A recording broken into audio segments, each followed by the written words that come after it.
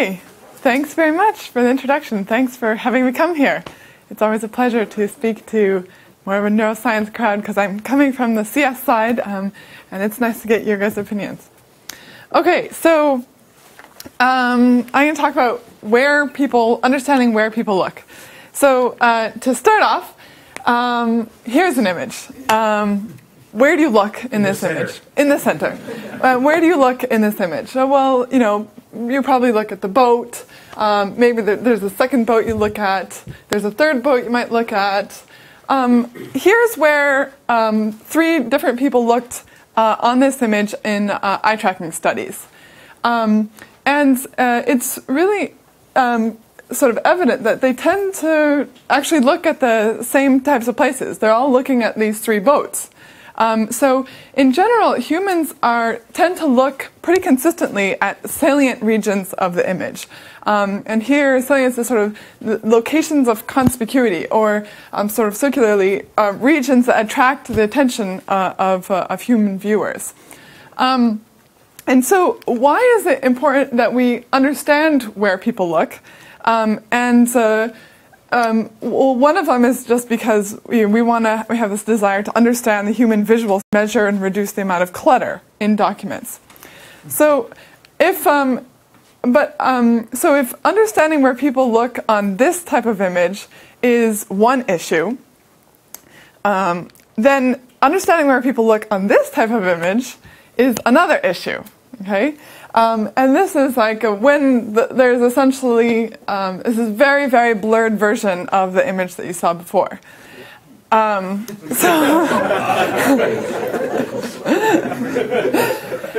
here, when you run eye tracking studies, people look at these locations, and they don't tend to be quite as consistent with each other. So maybe a second thing that we're really interested in knowing is that we don't really understand yet where people look on low-resolution images. And so, for example, we saw that people are somewhat consistent about where they look over on the right-hand side when there's lots of pixels, and they're not at all consistent about where they look that much on the left-hand side. But where does the strategy change? Okay, like when are the fixations the same, and when do they become different? And that's something that we don't understand very well yet at all. So overall, sort of my goal is to better understand where people look in images. And to that effect, I've been doing work in graduate school at MIT with my advisors, Fredo Durand and Antonio Torralba. And I'll talk about 2 major projects that we've been working on. Okay, you can come on in. There's 2 spaces here at the front, one here. Okay, so the first one is a paper that has already been published, Learning to Predict Where People Look. We presented at ICCV in 2009. And the second one that I'll talk about is so new that there's no paper written on it yet. We're in the process of writing about that now. So this is sort of one of the first times that I'm talking about it. So I'm very excited to be doing that. Okay, so let's start with the first project. Okay, so in this project, we're learning to try and predict where people look on high-resolution images. And typically, when people want to know or want to be able to predict where people are going to look on high-resolution images, they create models of saliency. Okay, and here's a few models of saliency that you might be familiar with. And they tend to think of sort of biologically feasible reasons why people might look in certain places. And they come up with a heat map or a saliency map that indicates how likely a person is to look at a specific location. And one of the most common ones is the Idian-Koch saliency map, which is based on a bunch of biologically plausible filters. And specifically, they're measuring at every pixel location some low-level image information. So that is, they're measuring intensity, illumination, contrast of the image, and finding a lot of filters for these different channels and combining those in some nonlinear fashion in order to create a saliency map that we see here. Now, these have been actually used quite a lot, and they sort of qualitatively are useful. But there's some issues with them, and one of them is that there's actually a lot of parameters, so it's difficult to decide exactly how all the different channels should be combined. In addition, and sort of more concerning, is that people don't always look exactly where these bottom-up models predict. Okay, so here's two examples. In this example, there's a person with a graphics t-shirt on it, and people look at the face and they look at the t-shirt. Okay, but the bottom-up model is saying that these areas of very high brightness would be salient. Okay, but humans, we don't really care about that. And then here, this is an area of very strong contrast. Goes from light to dark, but people are not looking at this line. They tend to look at the text of the sign. So people are not necessarily looking at where the bottom-up locations are suggesting that we might look. So clearly, where people look depends on two things: both the bottom-up scene-dependent clues, bottom-up saliency, and the top-down scene and task cues. So the Iddy and Koch model, for example, takes information about the pixel, about the color and the intensity, but it doesn't know that there's a human there, or doesn't know where the horizon line is, doesn't know that it's a street scene. Okay, but clearly, if you would add those pieces of information in, you could probably get a better model of where people look. So our goal, here we go, is to learn where people look directly from eye tracking data. And so in order to do this, two steps: one, get a lot of eye tracking data, and two, learn a model from that directly using some machine learning. Okay, so first thing, collect 1003 images. We downloaded these from Flickr and from Labelly. I'd categorize them as sort of amateur snapshots, things that you might put on Facebook or Flickr. So they are images that humans have created and tend to use in their personal life. And then we use an eye tracker to track 15 different users on these 1003 images. Okay, so this is a research in action shot. So just to say a little bit about the experiment, the person comes in, they sit on a chin rest. The eye tracker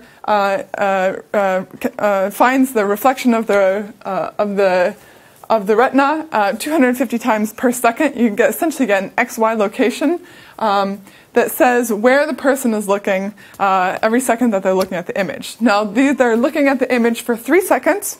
Then it goes to a gray screen, and they look at another image. This just goes on in sequence. They're given a memory task, which is essentially a very light task, which is you have to look at all the images, and afterwards I'm going to show you a series of images, and you just have to tell me whether or not you've seen that image before or not. Okay? Okay. And so we're doing these eye-tracking tests with Aude Oliva over in the Brain and Cognitive Science Department at MIT.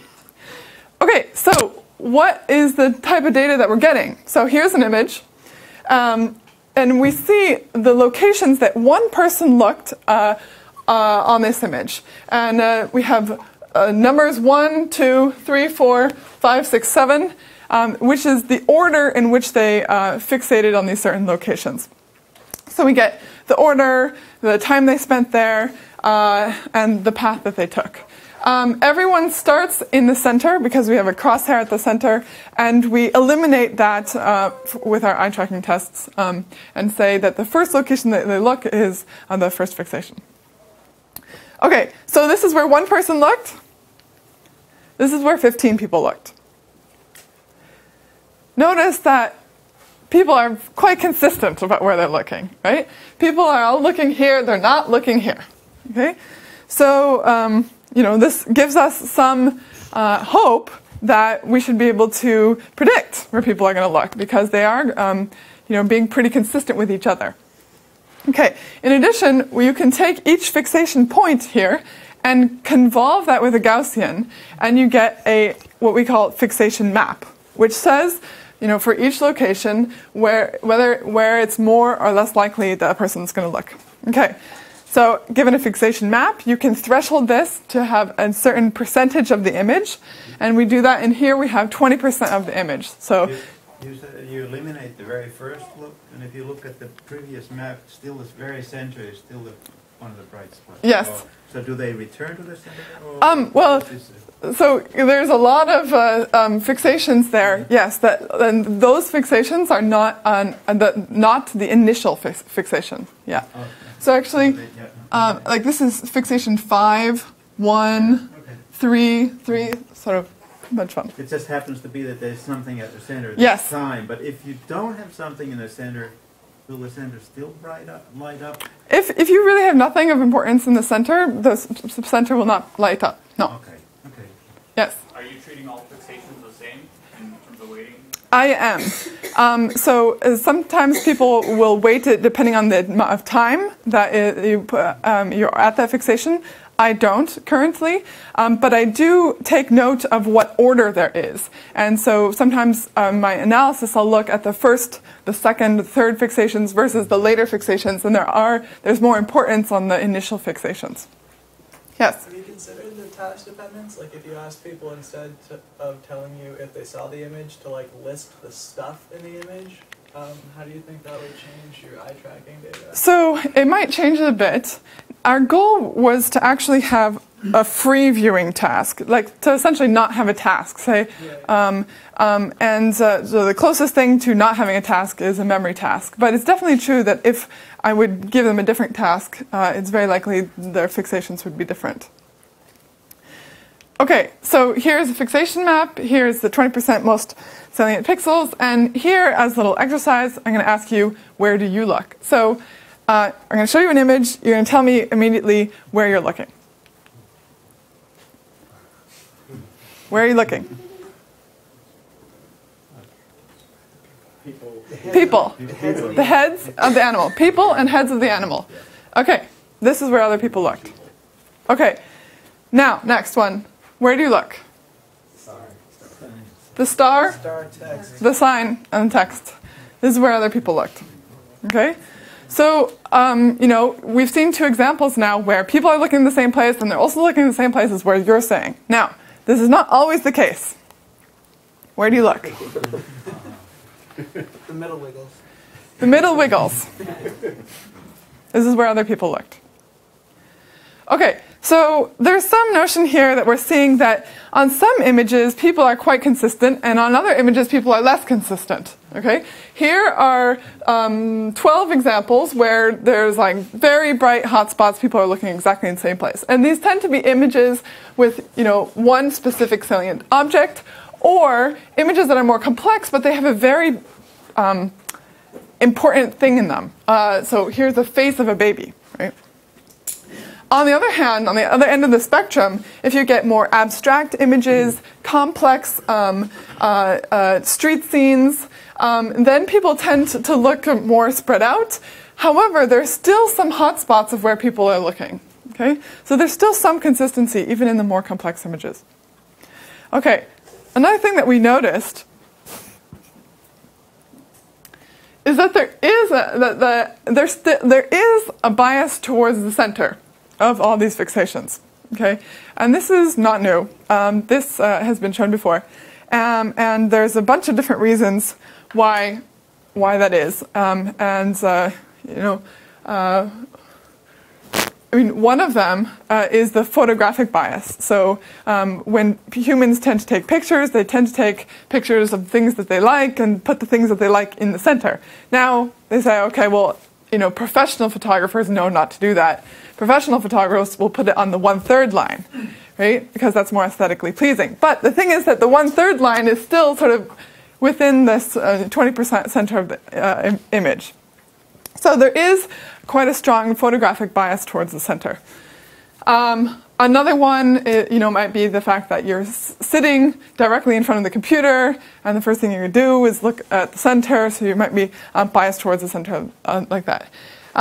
So anyway, this is just to show you that it's there, and that this is very common in a lot of eye tracking databases. Okay, so another thing to see is, what do people really strongly look at? So, I take my fixation map and I dial it down to 2%. What is the 2% most salient pixels of my image? And people are looking at faces, face. They're looking at people, even if those people are facing backwards, even if those people are very small, and even if those people are cartoon drawings. Okay? People are looking at text, also very attractive. Parts of the body, eyes, hands, cars, animals. Now, so this says two things. One, it says what people are attracted to, but it also says what is available in my database. Okay, because if I don't have faces, of course I'm not going to look at faces.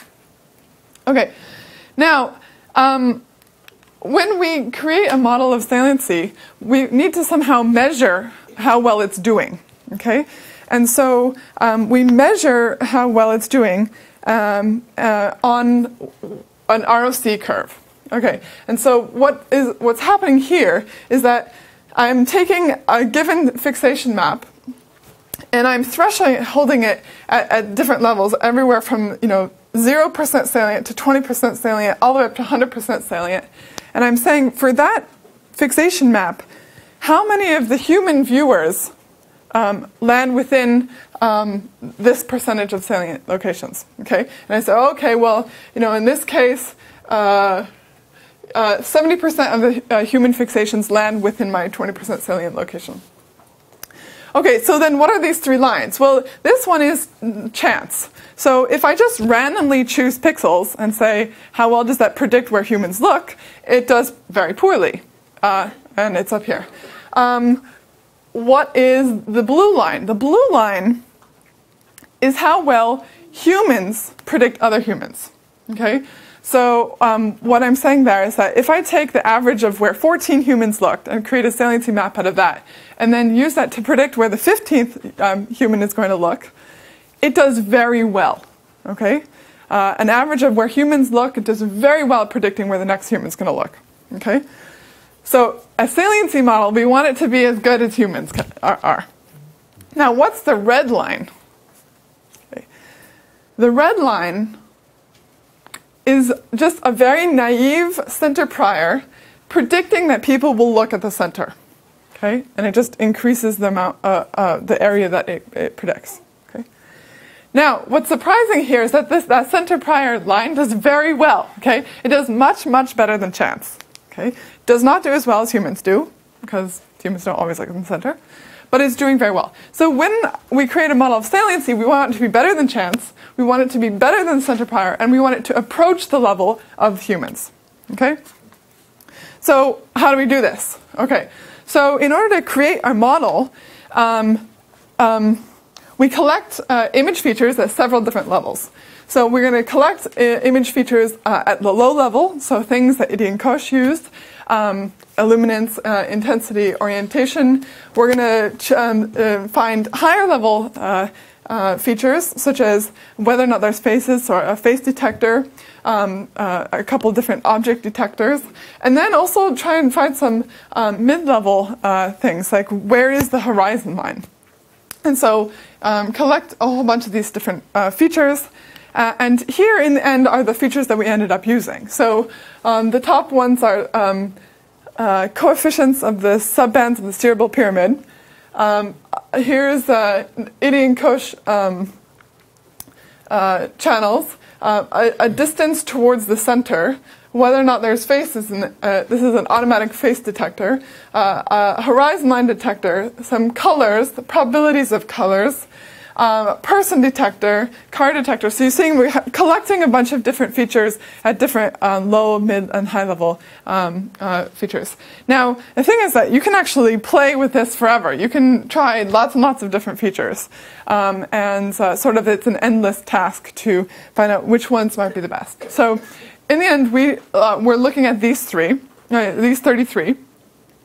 And with them, so essentially this is your image, And now you have a stack of 33 features for that image. And so for every pixel, you now have a stack of numbers that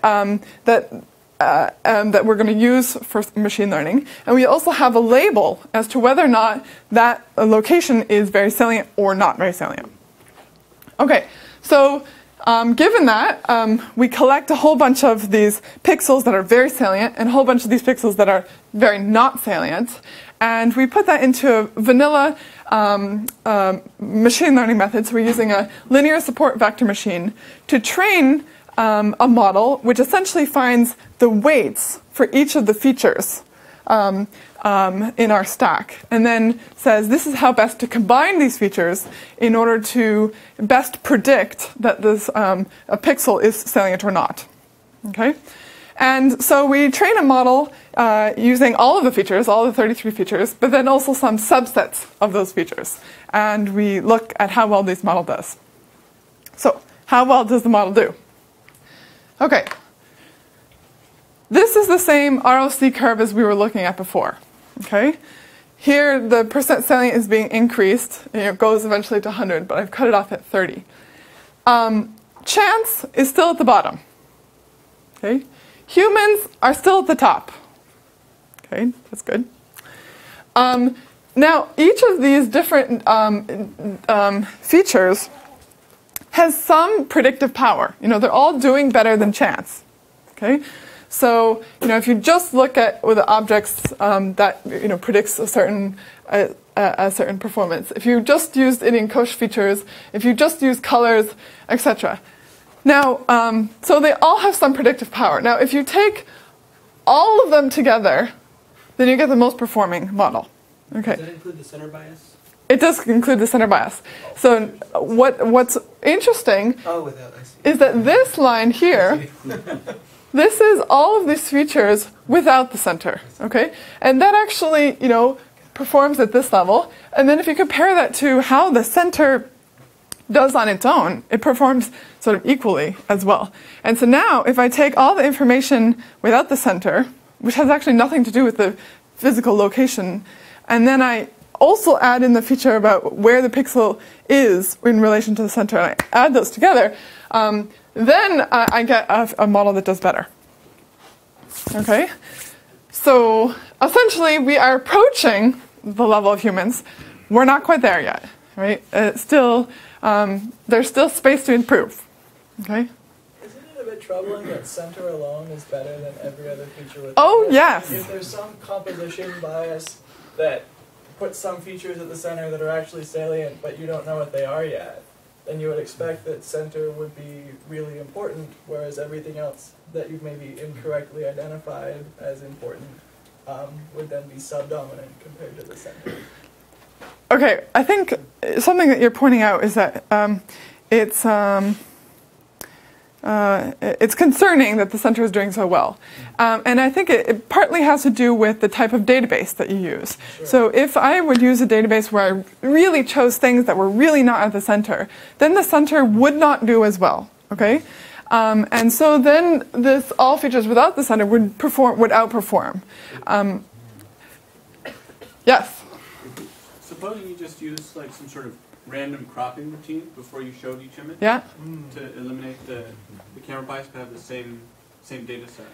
Yeah. So that is one of the follow-up works that we actually did do, but I haven't looked very closely at the exact analysis.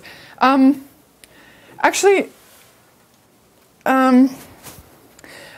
that's not true. I did look at it a little bit, but I cropped it such that it was taking 2/3 of the image. Okay, so it was like one image would be here.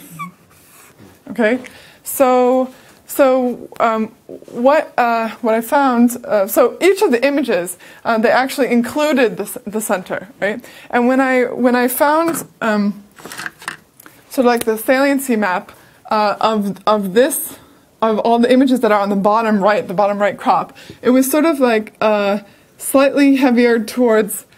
It was like was essentially sort of the center of this image with a slight bias towards the center of the larger image. Okay. You still have subjects start at the... Yeah. Yes, it still had subjects start at the center location. Yeah. Anyway, this is like interesting work to do to crop all these images and redo these things. These eye tracking experiments, and then we have done a little bit of it. I think that maybe it's better to crop even more extremely. Yeah, I mean, essentially, haven't found all the answers to that yet. Sounds like the answer from that is that they still do tend to look at the middle, and it's not like you're missing the important feature that everyone's centering in their image. Well, it's true. There's a sort of, I'm sort of seeing like a dual hotspot, which is that they look at the center of the image and then they look at the center of the original image, right? Because that's where maybe the salient thing is. Didn't you say that these are pictures taken by people? Yes. So their bias in Yeah, choosing the center is you're sort of importing it in. Exactly. Yeah. Totally. I guess you already said that. Yes, that is totally true. So they're importing a bias. Yeah. Yes.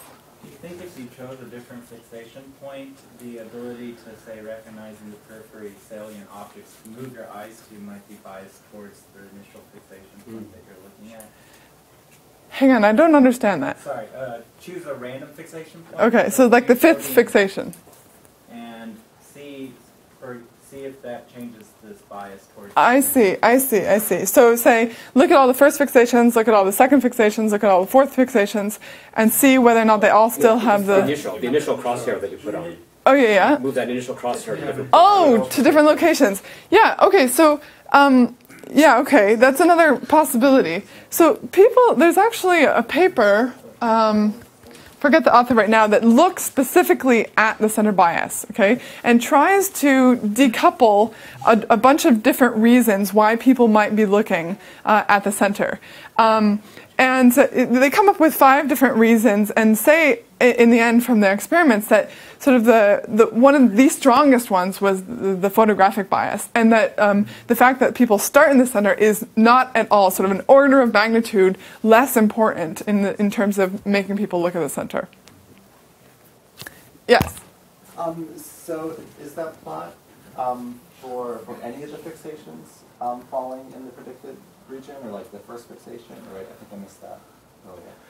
Oh, yeah. So here I'm asking how many of the human fixations lie within the salient region, and I am looking at the first 8 fixations, I believe, and most of my images have at most 8. So it's essentially I'm looking at all the fixations that they can make in 3 seconds. And it's the fraction of them that fall in there. It's the fraction of them that fall in, yes. You mentioned you used a linear SVM. Is there a reason not to use a nonlinear kernel SVM? Well, because I tried a bunch of them and they didn't seem to do better, so I just stuck with the easiest one. All right. Yeah.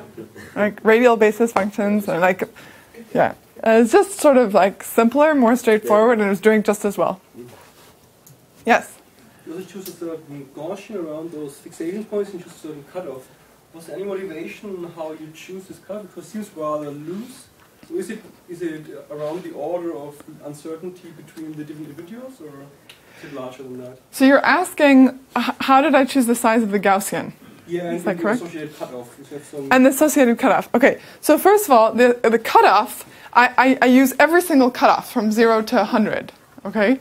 Because that's how I create this plot, is by taking the fixation map, the continuous fixation map, and cutting it off at every single level. But not for the ground truth, I guess. So the ground truth is a fixed cutoff.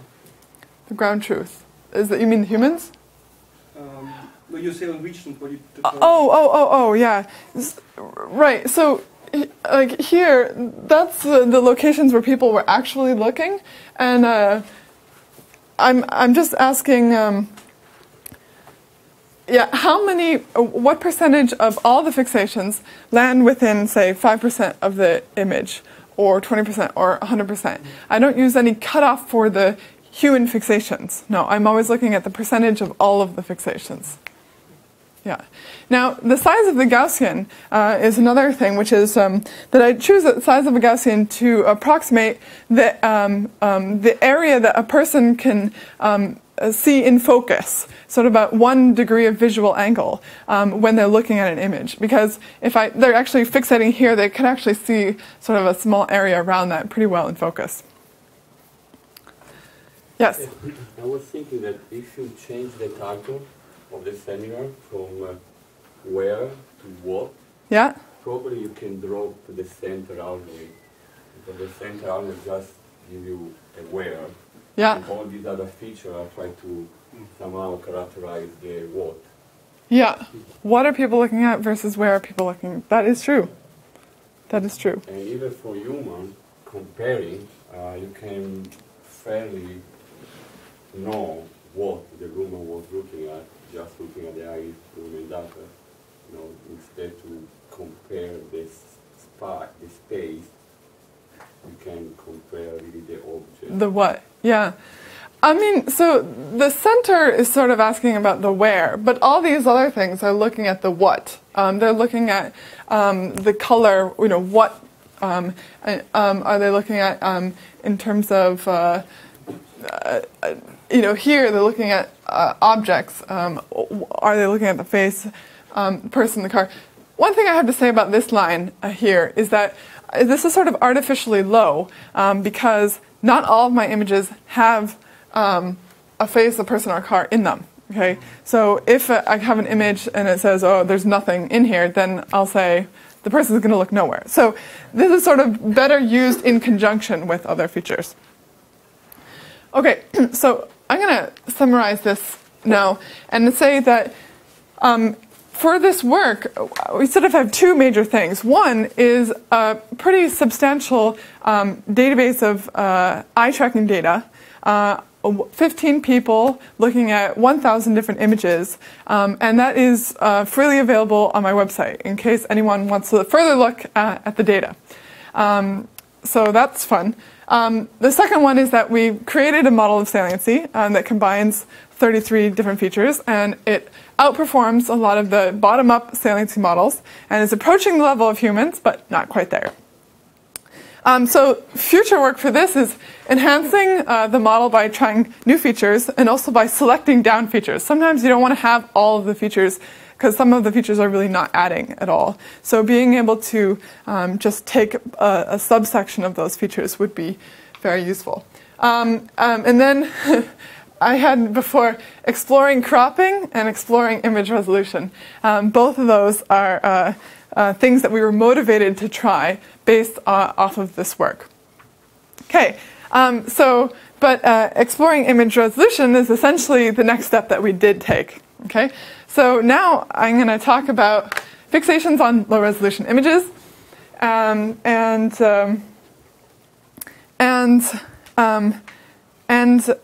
sort of more on why did we want to do this? So this is work that I've been doing for the last 3/4 of a year, yeah. So this is all new stuff.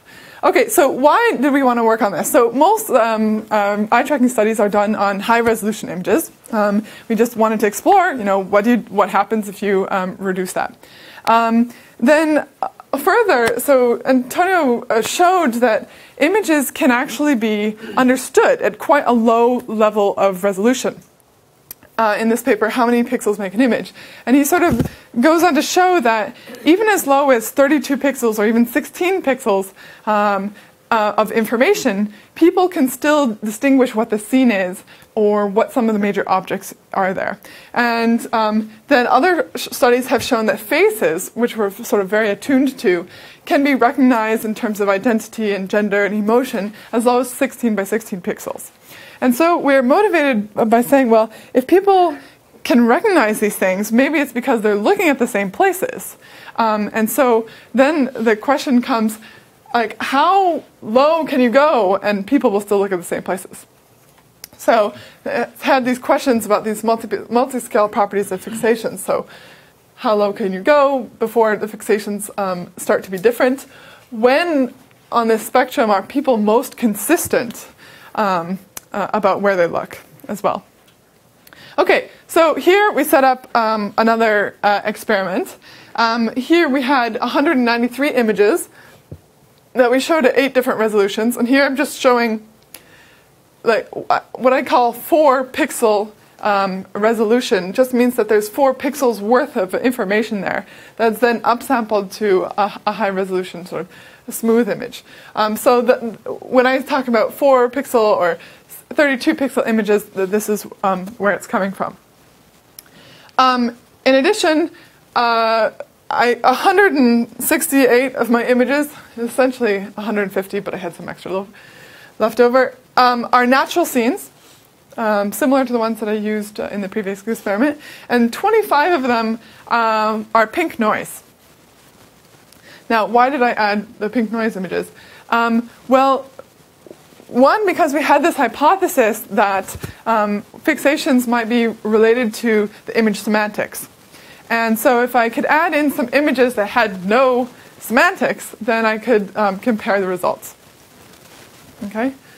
And in addition, I am choosing images that sort of vary from less complex to more complex images.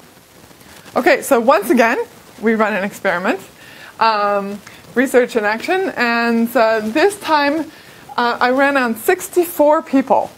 Okay, so before it was 15 people, but now it's 64 people, and the reason that there's so many is because a given person cannot see an image at 2 different resolutions.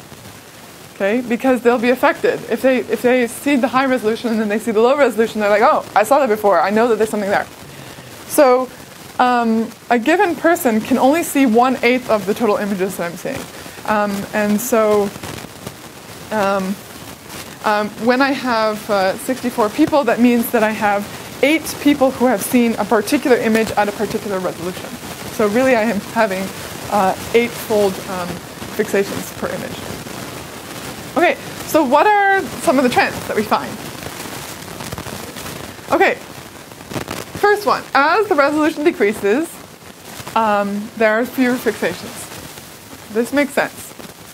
When you have a lot of pixels, information, you're looking at a lot of things. There's a lot of stuff to look at.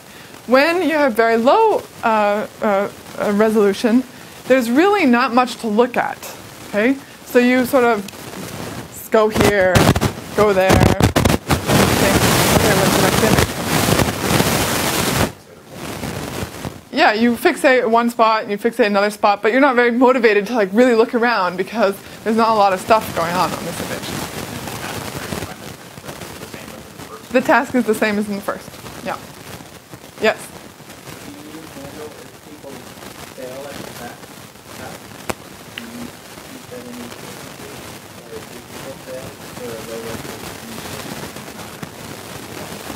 Yeah, people do not get 100% on the memory task.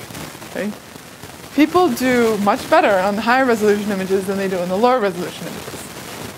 I did not eliminate any user because they did poorly on the memory task.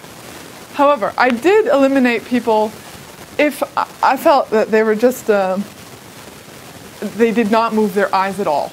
Okay? And this is sort of, in essence, it was qualitative, but I can actually do that quantitatively as well, which is that I take all the images that they looked at, I average all of their fixations, and I see how spread out those fixations are. If they're all like at the center, which happens sometimes if people are really, I don't know, not motivated, and they don't look at places, they just sit and say, okay, if I just like sit here for half an hour, I'll get paid my $15 or whatever. So that was sort of a qualitative thing. But I did not eliminate anyone because they did poorly on the memory task. Yeah.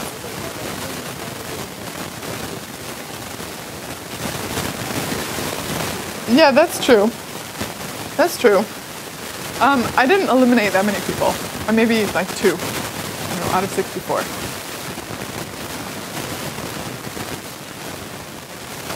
Another thing, as resolution decreases, fixations become more centered.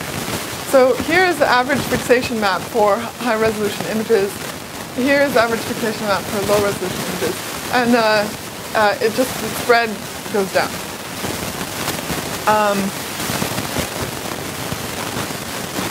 So be it. Okay, so another thing we can do is measure how well the fixations of one image predicts the fixations of another image. And so here I have fixations from a bunch of people on a 64 resolution image. And I make a fixation map out of that. And I ask how well does this fixation map predict the fixation locations of the people on this image. Okay? And with that question, you can get an area under the ROC curve, and the area under the ROC curve gives you a number. Okay. The number represents how well fixations from this image predict fixations on this image. Okay. Now I can ask that question for every pair of images. Okay. So this is all the resolution of one image. And again, all the resolutions of the other image. And so this is all the pairs of the fixations predicting the other fixations. So this is, for example, this number is how well the fixations on high resolution image, 512, predict fixations on that same high resolution image. This number is how well the fixations on the low resolution image predicted the fixations on the high resolution image. Okay? So along the diagonal, essentially, the fixations predicting fixations on the same image. And on the off diagonal is fixations of different resolutions predicting each other. In addition, I always compare that to how well the center prior predicts fixations and how well chance predicts fixations. Chance is poor. Center prior, still pretty good.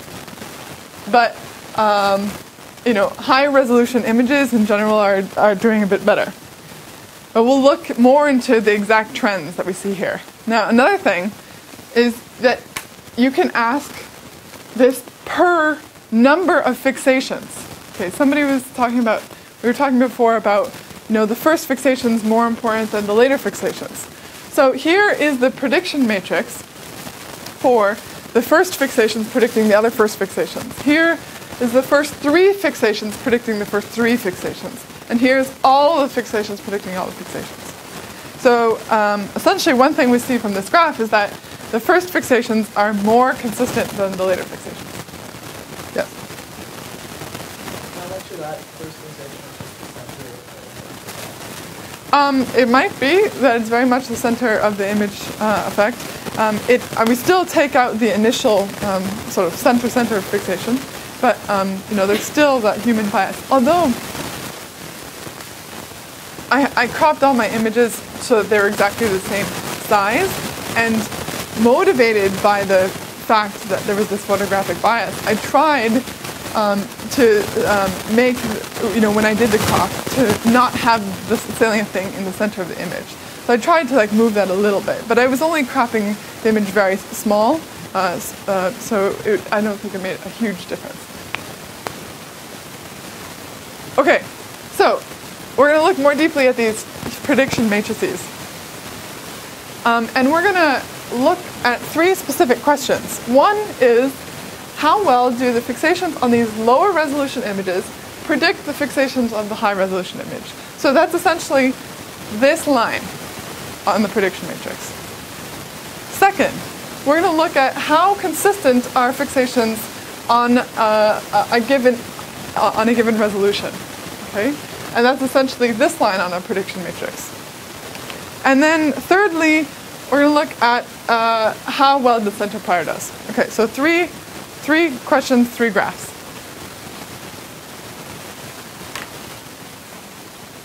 Three questions, 3 graphs. The colors represent the number of fixations that I'm considering.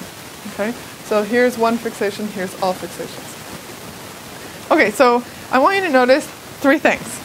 Okay, the first one is that as you increase resolution, you get better at predicting the fixations on the highest resolution. Okay, that's what this graph is showing. However, it's slightly more subtle.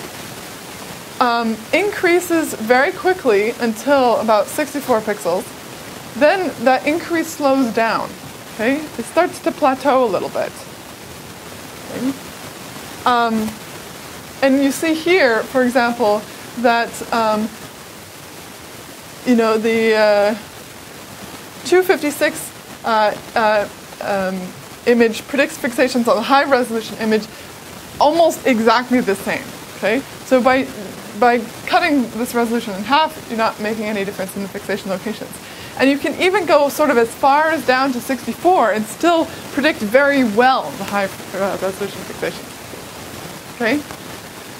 Okay, so second thing to notice is that we're now looking at how consistent are the fixations on these different resolutions. And so one thing we see is that as you go up from 4 to 8 to 16, even to 32, you get more and more consistent. Okay? Then after that, two things happen. One, if you're looking at the first couple fixations, consistency plateaus. Okay? People are about as consistent at high resolution as they are at 32 level resolution. So you don't increase consistency with increased resolution. Okay? However, slightly more interestingly, consistency declines when you consider all of the fixations. Now, why might this be?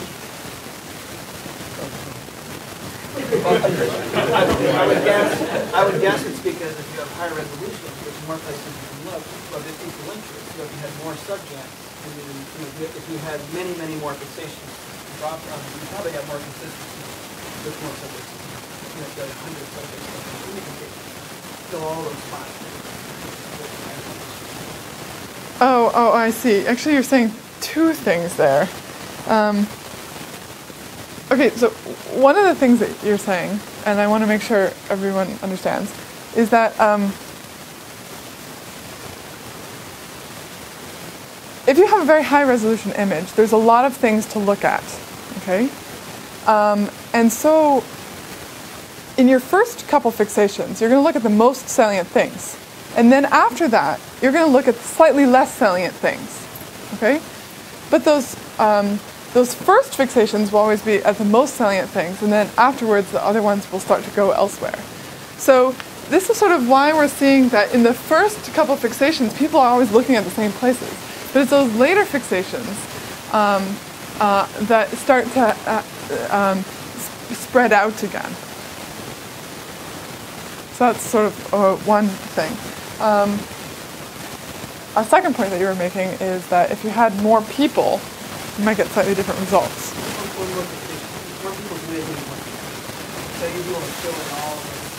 Well, no, those are not entirely the same thing.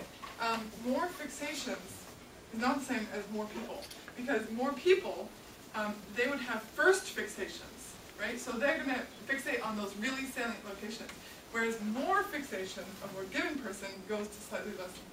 You're right, but if you're having more variability if on the right there's less predictability, right?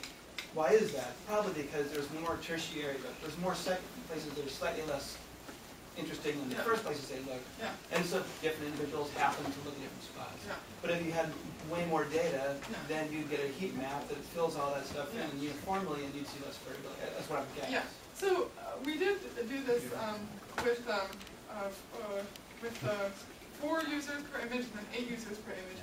And what starts to happen is that these graphs start to like push up, so it gets slightly higher and get slightly more consistent. But less peaks in the middle, I guess, too. And I guess they'd be more asymptotic. They'd be flatter on the right. Isn't that true?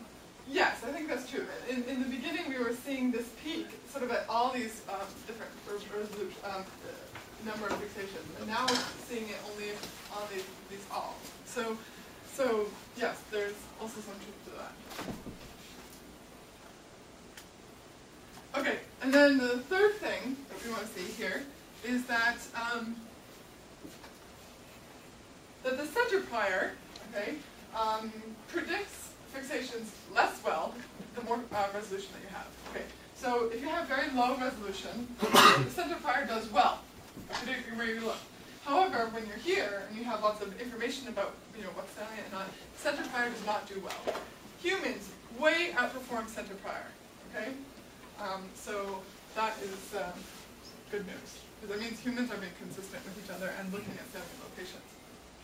Okay, so now let's compare that to what happens on these noise images.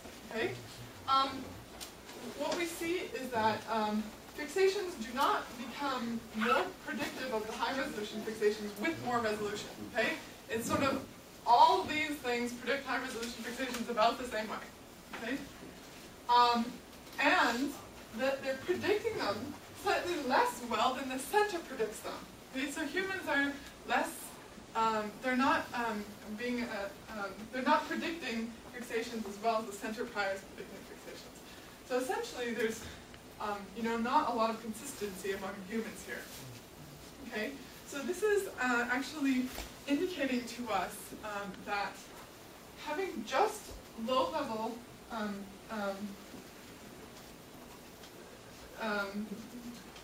an image with just sort of low-level information, just colors and intensities, is not providing as much consistency between humans as images that have low-level and high-level semantic information in them. Okay? We thought that perhaps there would actually be some consistency in images like this, because there is a green blob and a darker blob. Maybe people would look at the blobs more, but we found that wasn't really the case. Yes? What if you took brown noise and then filtered that with different resolutions? Then there actually would, by chance, be structure on with high spectral frequencies. Yeah, so I don't particularly know what brown noise is. So opposite of white noise and pink noise. So opposite of pink noise, right? Opposite. So just having high spectral frequencies as well. Okay. So we tried pink noise at several different coefficients, and we found that this one that we use here, which was 1.5, happened to have sort of a frequency that was most similar to natural images. So where the blobs were sort of about the same frequency as natural images would be. So we tried a bunch of different frequency types and sort of settled on this one. Okay, so here there's some intuition that perhaps the semantics of the image play some role. And so what I did is I went through the images that we had and sort of qualitatively binned them as easy, medium, or hard images. Okay, so what do these mean? Well, easy images are something that has one clear thing that in the image. Maybe it's quite large. And in addition, it's easy to understand what that is, at pretty low resolution. You can already tell that this is a giraffe or an animal at least. Maybe here you know that this is a human's. Maybe to start being there. Whereas medium images have more complexity. Then you start to need to have more resolution in order to understand what is going on. Those are the 4 humans at the bottom. And then hard images are, much more complex images, maybe more abstract images. And so we have these sort of 3 different bins, easy, medium, hard. And now I want to know, what is the difference if I look at these trends on just those 3 different groups?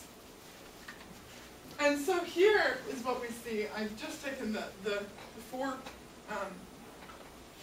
I've taken one of the lines from the previous graphs and I've expanded it so that it's now easy, medium, and hard images.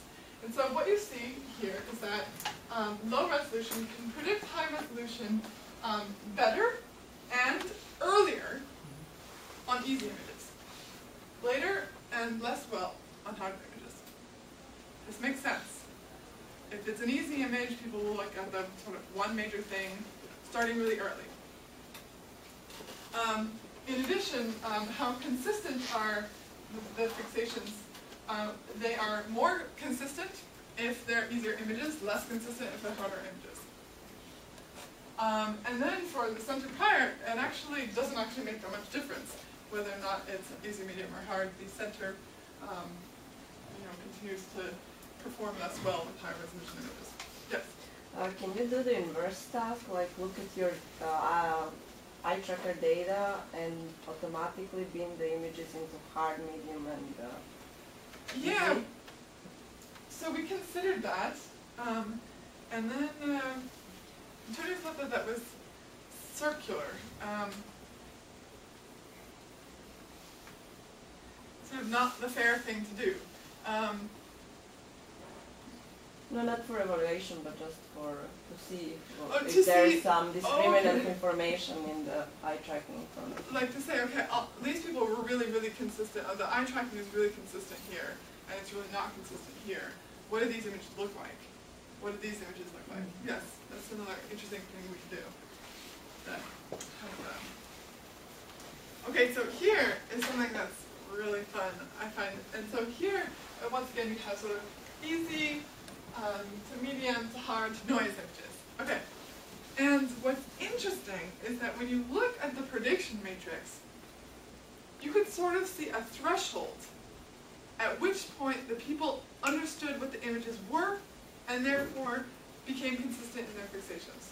Okay, so here, this is the low resolution, this is the high resolution. You know, at quite a low resolution, all of a sudden people became very consistent with each other. Like, from 8 until 512, people all looked at the same place. They all looked at this bicycle. Same thing here. They all look at this bird, and it's very early. Here they look at this animal. These things are big, they're salient, they're sort of the one major object in order to look at. Here, it comes slightly later. These spaces are smaller, and so it takes a little bit while longer to know that these are 4 humans, and people then start looking at this at the 4 faces. But as soon as they know that there's 4 faces, then they all look at the same place. They all look at those 4 faces. Here, it's becoming even later. This is monkeys sitting on rocks, and it takes a while longer. It takes much more resolution in order to know that these are monkeys. So you only get consistency in the top couple fixations. Here, this is a white dog on a white background, so it takes a little bit of resolution in order to sort of distinguish those two things. Here, sort of is interesting because there's text in all these 3 images, and at some point the text becomes visible. It becomes clear enough that people will look at it. And before it's clear enough, people don't look at it. But as soon as you know there's text, they'll look at the text. Here, almost no consistency. These images are very complex. Noise images, once again, not much consistency. So here are the main takeaways from this work, is that fixations on images of 64 pixels and above provide very good predictions of high resolution images. Okay, so you can actually reduce the resolution quite a bit and still predict well where you're going to look. Another thing is that consistency sort of per resolution increases until about 32 pixels. And at that point, they're sort of, from then on, they're just as consistent. And for some, but it depends on how many fixations you consider. If you consider a lot of fixations, then the consistency might decrease. Consistency is related to image complexity. We saw that the harder the image, the lower the consistency is, and that consistency on noisy images does not outperform the center prior. So the center prior, sort of something very naive, is already doing better than humans are. Okay, so our goal overall was to understand where people look. And I talked about 2 major projects that I've worked on over the past couple of years. And, sort of the one thing that I want you to take away from the first project is that humans are still the best predictors of where other humans are going to look. Okay? We're creating models of saliency. They're getting better. And we created one by finding a large image eye tracking database and learning the combination of models from that. But humans still outperform the models that we're making. And then from the second project is that there is consistency on human fixations across resolutions, and that the consistency depends on the complexity of the image and the number of fixations that you consider. So all this work is sort of helping us understand and get insights into how the brain allocates information in visual search, and tells us a little bit about how much resolution is really needed. So with that, I would like to thank you and take any questions.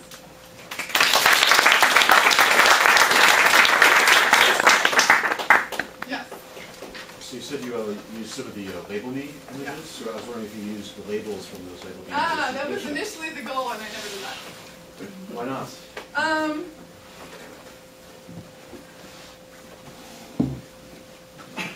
I don't know. But so we wanted to originally have the option to use the labels. Eventually, we did do something with image labeling in order to try and understand where people understand the image. So here, for example, I was making some claims that some images were harder to understand and some images were easier to understand. But I was binning these qualitatively myself, okay? And something that we experimented with, instead of me doing it qualitatively myself, was to put these up on a crowdsourcing network and ask people to label the image. And if they provided no, label objects in the image, and if they could provide no accurate labels of something in the image, then we say they didn't understand it. But as soon as they started providing useful labels, like here and here and here and here, then we say, okay, people tend to understand it at this resolution. So that was helping us get like a value for the resolution that a particular image needed in order to be understood. So that was something that we did with labeling, but and we used the label me interface in order to have people label it. But we didn't use the original labels from labeling. Yes? I have a follow-up question. So I think maybe what Charles was getting at was, if you just say these are the objects in the image, then people are always just looking at the objects, and have you actually learned anything except that people just look at the objects, right? Because your feature detectors are only cars and people. But if you had actually all of the objects labeled, would it just perform as well as? Yeah. So I think so. So this is part of project one. That we have a saliency model that includes features that are object detectors, and it is totally true that if we had more object detectors, and those object detectors worked well, that they would help in the saliency model. Okay. And so this saliency model can only get better with more objects and better object detectors. Because even like my face object detector, it doesn't always work well. You get all these false positives, and so you would get, but yes, more object detectors, better saliency model, because people do look at objects. Yes. Just broaden the question a little bit. What's kind of the typical failure cases, or what do you think what the current computational models are missing? So could it be that also the static trade-off between the different queues is a problem, or I think you must have looked at some of the images that you saw what kind of typical failure cases for those models you developed. Yeah, so the thing is, like, when humans look at the image, like, I can pretty much tell you what people are going to look at. And I can tell you that they're going to look at text, and they're going to look at people, and they're going to look at faces. But the thing that's missing right now is that we don't have computer vision algorithms that can locate those with like a huge amount of accuracy. I mean, those are always getting better, but like my face detector does not always work. The car detector does not always work. The horizon detector is not always at the horizon. If they were correct, if I had oracles telling me exactly where those things are, the model does better, okay? And at some point I actually included those features. Oracle features, that was me labeling the faces and the horizon as features, and then the model does better. But if I want to have an automatic method, of course, then I'm not supposed to be in the loop. I guess right now, if you would have the labeling annotation, just mark all the object location, I guess that's still not human performance. I guess there's still some trade-off between of those and selecting different ones of those.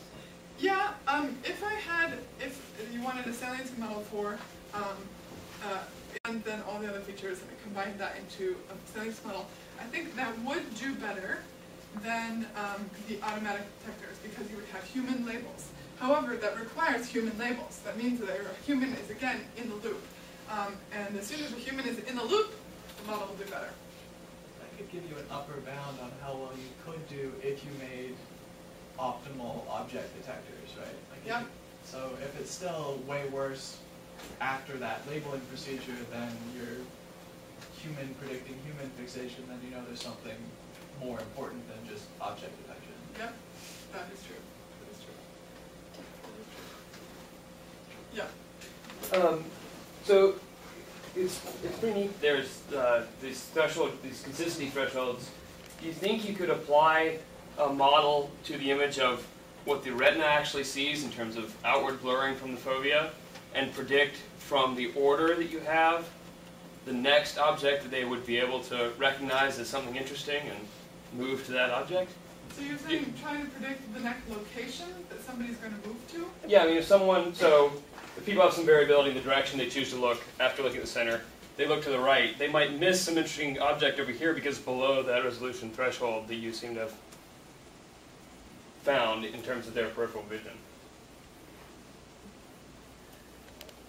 So you're saying sort of at a certain resolution of image, if an object over here is slightly bigger, therefore it has slightly more resolution, people would go to that instead of going to this thing. Not necessarily bigger. I'm talking about in terms of what the effective, I mean, I guess the neural, downsampling that happens peripherally.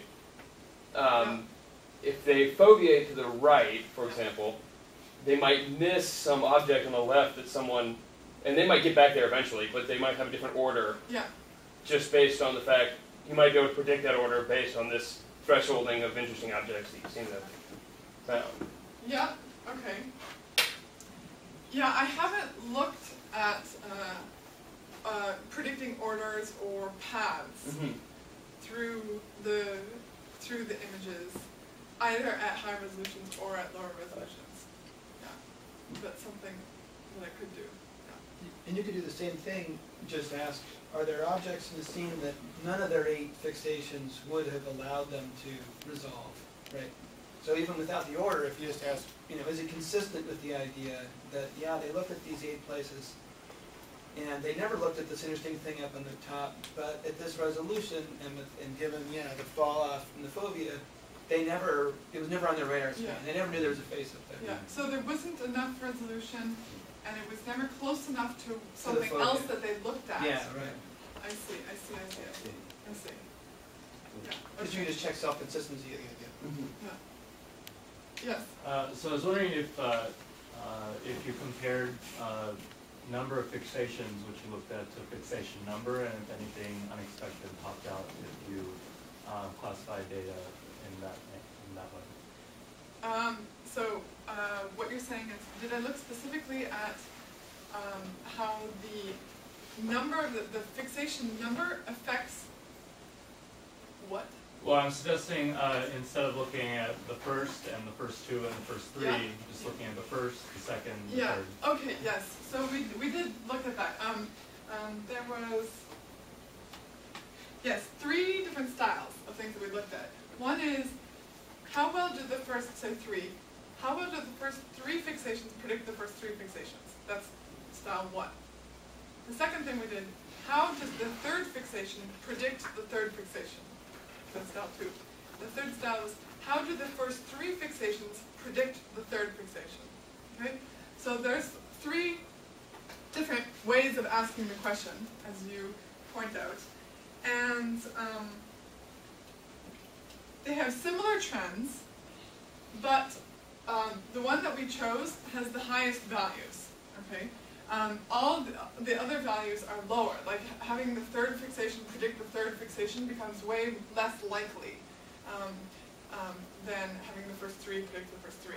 This is because there's some consistency with the first fixation, the first 2 fixations, but then after that it's sort of difficult to say, well, was this fixation 3 or 2? It sort of get a little bit mixed up, sort of messy as it goes on. Whereas the first 1 and 2 fixations are sort of pretty clean. After that, the fixations become not as distinct from each other. So essentially, we did try these 3 different methods. We decided that n predicting n was sort of a standard that we would use. Yes? Do people use other measures besides like ROC curves to measure the performance of the model?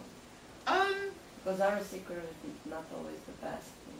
Yeah, so they're using ROC curves, they're using the area under the ROC curves.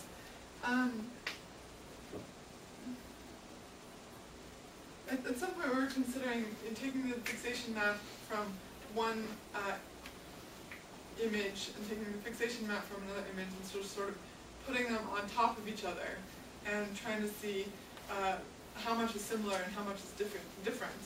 That would sort of be a different way of measuring it. But ROC curve was pretty prevalent in the literature, so that's what we stuck with. Yeah. So, have you considered combining the two projects together? Because it seems like one of the hypotheses that are coming out is that your model for learning the fixation points might be weakest in terms of these top-down features like recognizing a car, recognizing a face. But your second project kind of showed that there are these thresholds in which you felt like maybe recognition happened. So could you check on these resolutions of images that seem to be below threshold, where humans cannot recognize the object? Can your model perform as well as humans? And maybe a second option would be for later fixations where they're not attending to the most salient top-down image, can humans' ability to predict the last fixation point, is that as equal to your model's ability to predict the last fixation point? Yeah, okay, so, yeah, so sort of the first part of the question that I got there was, or the statement that I got there was that, that I could combine the projects a little bit by saying, okay, you know, my model, right now I've been using to predict fixations on high-resolution images, and maybe I could use it to predict fixations on medium and low-resolution images, and maybe the model does better for different levels of resolution. And why might that be? Well, maybe because my model doesn't do so well on top-down semantic things, and therefore it might do better on images where there's not so much top-down stuff going on. I think that's a good point. That's something that should do. But it's also interesting to compare my model, which includes top-down features, with other models like Idi and Koch, which are just bottom-up models. Like, does Idi and Koch do better on low-resolution images than it does on higher-resolution images? Interesting. Interesting. Yes? Somewhere back you had three sets of curves, and I saw very consistent notch, maybe it was 64 pixels. Yeah. Was that just an artifact? Was that just an artifact? Maybe? Instead of the curves being, yeah, I have to go back. Is it this one? No, it wasn't. Yeah. Yeah. Yeah. No, at 32 you have a consistent notch, and the top three curves, maybe even four curves. Is this an artifact, or are we really seeing something? So I don't think we're seeing anything of huge importance here. Yeah. Partly is because these are noisy images, and so there's not many trends to be found in any of the graphs. Secondly, there's only 25 images that are being averaged over, whereas on the natural images we're looking at 163. Yeah. And thirdly, the error bars are larger, right? For here as compared to here. Okay? That's true. But there's still consistency. At 32, in every set of those, but maybe they are dependent on each other, so that it really is not independent. If those were independent, that would be considered statistically significant. But if they have this dependency in the picture, then you're saying if like the different lines are dependent on each other, then it wouldn't. Yeah, and it does. When you, even with white error bars, when you have 1, 2, 3, 4, 5, 6, maybe 10 things where you have a notch, then there's some statistical significance if they were independent. Yeah, I mean, to tell you the truth, I don't completely understand exactly what's happening with the noise images, right? Partly because, you know, the graphs are a little bit all over the place. Yeah. One other thing that you're seeing here is that there is this like down, up, down. Oh yeah, right? that's very cool. And so like, what does that mean? Does that mean that if you're considering all the resolution, all the fixations, that fixations are most consistent at 32 like, for noise images? Well, that also depends on how you create those images. Yeah. How many pixels you're using, what kind of noise. Yeah, somebody pointed out the brown noise versus pink noise. I mean, we did do some experiments on using white noise and pink noise with different frequencies, and We weren't finding any sort of very strong trends coming out of the noise images independent of how we chose them. I have a question also about your the prediction matrices, like you were just showing. I was curious, do you believe those are primarily symmetric, and why wouldn't you average upper and lower triangles? So they're not actually completely symmetric, because this is how low resolution images, how fixations on low resolution images predict fixations on high resolution images. This is how high resolution images, fixations, predict fixations on low resolution images. It's different things. But shouldn't they be the same in terms of their predictive power? Why not? Why? No. Well, because, I mean, it depends on how you assess predictive power, I guess. If you say, what's the mutual information between them, it's got to be identical. Doesn't, like, symmetry won't matter. If you say, what's the KL divergence between the two distributions, yeah, okay, there's going to be a difference, right? But it just depends on what measure. But for some measures, it should be identical. I see. So it depends on the way that we find this.